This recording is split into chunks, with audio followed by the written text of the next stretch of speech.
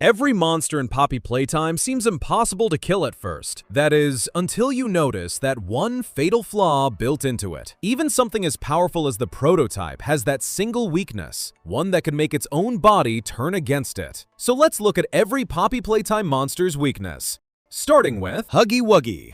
When you are being chased through the dark vents, you might think Huggy Wuggy's biggest weakness is the heavy box that sends him falling into the factory. It is true that he can be tricked and led into dangerous places, like when we made him fall hundreds of stories down a hole. But his real weakness isn't physical, but entirely emotional. His biggest flaw is his connection to Kissy Missy. In the Sleep Well music video, they were shown as once close to each other. The moment he sees her, his aggression drops and he completely shuts down. This is a monster that was sprinting at us while missing an arm, but Kissy's presence snaps him out of chase mode almost instantly. We see his own feelings sabotage him during Chapter 5. When projectors turn on and show Kissy on a screen, he stops his violent chase dead in its tracks and forgets about us for a moment. Later, when he physically sees her in person, he drops his guard and reaches out for her right before he was about to attack us. Huggy's mind is his ultimate downfall, and that emotional distraction is exactly what gave the prototype the opening to stab and kill him.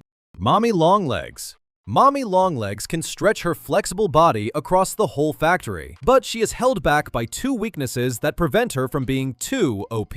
One of them is a mental problem, and the other is an entirely physical issue. Her long limbs give her a huge advantage, but they can also get caught inside machines with tight gaps. Mentally, she is locked into playing games. She ripped our grab pack hand right off and could have killed us early on, but she chose not to because of her obsession with playing her role. Because she has to play games, she keeps giving us chances to survive. When she finally gets angry and breaks her own rules, she charges carelessly and runs straight into an industrial grinder. Physically, there is another hidden flaw. Her elastic plastic body is weak to extreme temperatures. A commercial for Mommy Longlegs clearly says elastic plastic should not be exposed to extreme heat or cold. There is even a safety poster in Chapter 2 warning employees to be careful with fire around her. Intense heat could melt and weaken her body, while extreme cold could make her brittle and stiff. While we saw her run safely past a small fire in Chapter 2, it might have just been a vision caused by the red smoke anyway.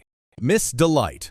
Miss Delight's weakness is shown to us the moment her chase begins. Eye contact. She freezes completely the second you look at her. This terrifying habit developed during the hour of joy. Trapped in the school, starving and needing food, she learned that if she stood perfectly still, the other teachers would think she was already dead. Barb convinced her that they would never see her coming, and Miss Delight took that survival trick so far that it became part of how she moves. Theoretically, you could maintain eye contact, walk backward, and she would never move an inch to attack you. Because she stands totally still and only looks in one direction, someone could also sneak up from behind and attack her while she is frozen.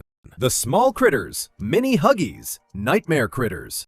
Whether it is the small, smiling critters in Playcare, the nightmare critters in the prison, or the mini huggies at the prison entrance, these small enemies all share one big weakness: light. Individually, they are not that strong, but they become dangerous when the darkness lets them swarm you from every side. A fired flare, a bright flashlight, or anything strong enough to light the room sends them scattering immediately. The second the light hits them, the threat basically collapses. For all the work the prototype put into changing these creatures, he still never fixed the simplest flaw in the small experiments.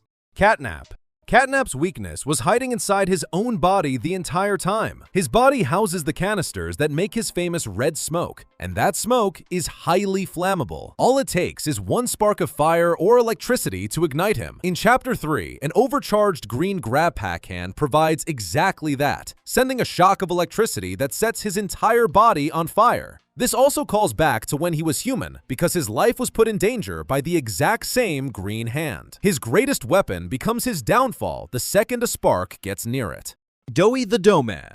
Doey the Dough Man's massive weakness is freezing cold temperatures. Normally, Doey is an absolute terror at room temperature because he can change his doughy form into almost anything, but a blast of cold air locks him completely in place. We see this when one of Sawyer's freezing traps leaves him breathing heavily and barely moving. Dropping the temperature makes his dough brittle to the point where it can shatter. This exact strategy is what ends his boss fight. You freeze him with ice canisters until he cannot hold his shape, making him fragile enough to be crushed into pieces by a heavy saw blade. The Doctor. Because he lacks a normal, moving body, the Doctor's weakness is incredibly simple. He needs power to work at all. His entire mind and life have been wired directly into Playtime Company's computer systems. He relies entirely on the facility's power being on to have any control. Leaf even threatened him by saying they own the systems he is wired into. If someone pulls the plug or shuts down the grid, he has no body to fall back on and no way to act on his own. The Doctor is terrifying only as long as the factory keeps running. Yarny. Yarny's weakness is actually very sad and relatable to many, a complete and utter psychological dependency. After all, the Doctor isolated Yarny and forced him into total obedience. Yarny's prisoner profile said he was not very smart, which explains how he fell for such a cruel form of control. Because of this abuse, Yarny will blindly follow and obey whoever has power over him. He will not fight back or defend himself against his master, meaning he can be hurt without putting up any resistance. His in-game model shows him visibly covered in wounds from the Doctor doing exactly that. Despite his strength, he is still mortal, meaning this abuse could take the poor lion down for good. Lily Lovebraids.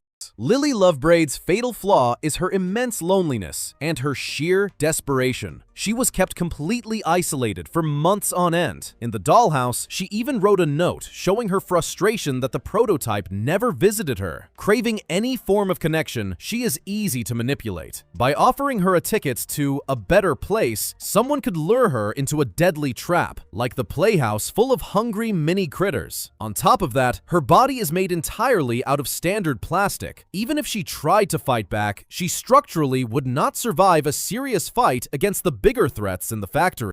Chumchumpkins. Chumchumpkins' weakness is weird but very real: his own mouth. He was designed with a huge jaw because his twisted role was to place children inside his stomach area. Because of this, his jaw is already under a massive amount of strain. None of Playtime's procedures were perfect, meaning that old strain could hurt him badly later on. But the real danger is his teeth. He has incredibly sharp teeth right behind a layer of thick fur. If he is not careful, he could pierce his own fur and get his teeth stuck. This would lock his face and neck bent down, leaving his whole upper body trapped in place. The Prototype.